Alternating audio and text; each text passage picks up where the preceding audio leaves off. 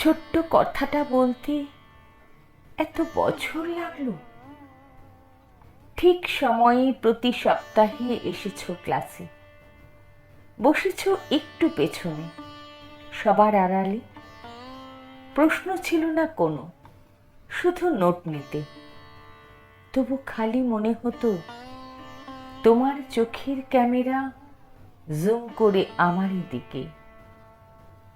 গড়িয়েছে 2-1 বছর, কিংবা আষাঢ় শ্রাবণ, সাহস হয়নি কাছে আসা, চোখে চোখ রাখা।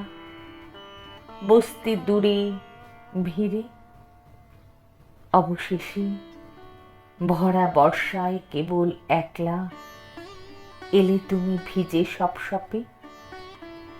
বললাম, কেউ তো আসেনি আজ। অবাক হলে। বর্ষার বিদ্যুৎ খেলে গেল চোখের পাতায়। এই প্রথম যেন কইলে কথা, স্বর ভিজে ভিজে। কি করব, ভালোবাসি যে।